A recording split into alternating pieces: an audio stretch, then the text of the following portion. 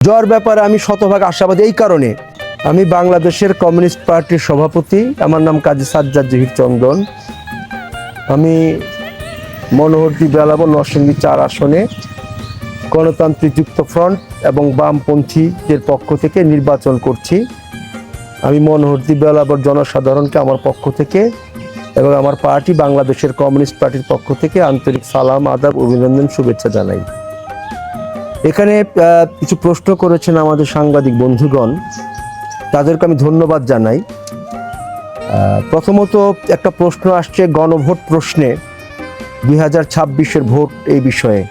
আমরা communist party এবং গণতান্ত্রিক যুক্ত ফ্রন্টে যারা আছি, আমরা বামপন্থী গণতান্ত্রিক দলগুলো 9টি দল, আমরা শুরু থেকেই বলে আসছি এই গণভোট সম্পূর্ণ অপ্রয়োজনীয়। কেননা আমাদের সংবিধানের কোথাও গণভোটের কোনো বিধান নাই, যার ফলে সংবিধানে বিধান না থাকার কারণেই আমরা মনে করছি এই গণভোটটা অপ্রয়োজনীয়। আমাদের সংবিধানের 142 নম্বর ধারায় আছে যে নির্বাচিত জাতীয় সংসদে কোনো বিষয়ে, গুরুত্বপূর্ণ বিষয়ে যদি মতভেদ দেখা যায়, তাহলে সেই সংসদের 2/3 সদস্য যদি মনে করেন গণভোটের আয়োজন করতে হবে, তারা গণভোট করেন। কিন্তু আমাদের এখানে গণভোটটা একটা অদ্ভুত ব্যাপার আমরা লক্ষ্য করছি। গণভোট মানে হা ভোট বা না ভোট। এক্ষেত্রে হা না কখন হয়? 1979 সালে জয়ের ব্যাপারে আমি শতভাগ আশাবাদী। এই কারণে জয়ের ব্যাপারে আমি শতভাগ আশাবাদী এই কারণে, কারণ এই বেলাব মনোহরদী এলাকাটা মুক্তিযুদ্ধের এলাকা। এখানে ন্যাপ কমিউনিস্ট পার্টি বহু পুরনো পার্টি এই এলাকায়। এখানে আমাদের আব্দুর রশিদ তারা মাস্টার ছিলেন ন্যাপ নেতা।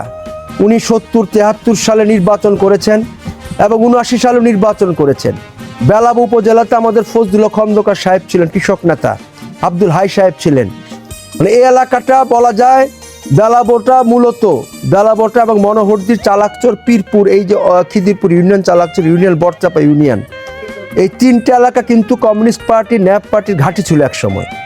এবং আমাদের প্রচুর পুরনো ভোটার এখানে আছেন এবং মুক্তিযুদ্ধের সময় এলাকার মানুষ গুরুত্বপূর্ণ ভূমিকা পালন করেছে।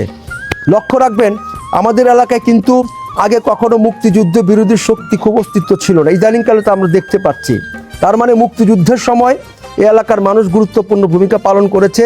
আর আমরা যেহেতু কমিউনিস্ট পার্টি মুক্তিযুদ্ধের পক্ষে নির্বাচন করছি, মুক্তিযুদ্ধের পক্ষের ভোটারদের কাছে আমরা যাচ্ছি, এই কারণে আমরা মনে করি যে আমাদের জয় এখানে সুনিশ্চিত হবে। মুক্তিযুদ্ধ এবং বাংলাদেশকে যারা মানে তারা নিশ্চয়ই আমাদের কাস্তে মার্কা প্রতীকে আমাদেরকে ভোট দেবে। তো আপনি যে প্রচারণা করতেছেন, তো আপনি কোনো বাধা প্রতিবন্ধকতা বা কোনো সমস্যা? এখানে কোনো বাধা প্রতিবন্ধকতা নেই, কিন্তু সমস্যা হলো নির্বাচন কমিশন যে আচরণ বিধি নির্ধারণ করে দিয়েছেন, সেই আচরণ বিধি কেউ মানছেন না। এক একটা ইউনিয়নে একটা অফিস থাকার কথা, কিন্তু আমরা দেখছি এক একটা ইউনিয়নে 10টা, 12টা, 15টা করে অফিস। আচরণ বিধি কেউ মানছেন না এবং টাকার খেলা এখানে চলছে। একটি রাজনৈতিক দল মুক্তিযুদ্ধ বিরোধী, আমরা শুনছি তারা বিভিন্নভাবে টাকা পয়সা এখানে ছড়াচ্ছেন এবং এটা কিন্তু মানে আমাদের যে নির্বাচন কমিশনের যে আচরণ বিধি, সেই জায়গাটাতে আমরা দেখছি ভঙ্গ হচ্ছে। এমনি বাধা প্রতিবন্ধকতা আমাদের নেই, কিন্তু আচরণ বিধি ভঙ্গ হচ্ছে, এইটাই আমরা বলতে চাই। নির্বাচন কমিশন হলো যে আমাদের এই মনোহরদী উপজেলায় একটা মাত্র সরকারি কলেজ, খেয়াল করে দেখবেন আমাদের উপজেলায় সরকারি কলেজের সংখ্যা আমরা বৃদ্ধি করার চেষ্টা করব ফার্স্ট।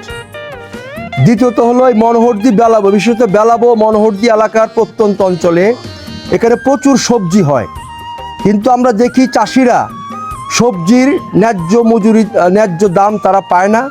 এখানে আমরা নির্বাচিত হলে এই বেলাব মনোহরদীতে আমরা সবজি সংরক্ষণাগার যেটা বলি, সেটা আমরা প্রতিষ্ঠিত করব, যেটা আমাদের চাষিদের, কৃষকদের কাজে আসবে। আপনারা জানেন এই এলাকা লালমাটির এলাকা, উঁচু এলাকা। এখানে আমাদের এখানে প্রচুর কাঁঠাল হয়, কিন্তু এক কাঁঠালের সময় আমরা দেখি সেটা আসলে ঠিকমতো ব্যবহৃত হয় না। তা আমরা মনে করি সারা বিশ্বে কাঁঠালকে প্রসেস করে এখান থেকে রপ্তানি করা সম্ভব। কাঁঠাল প্রসেসিং সেন্টার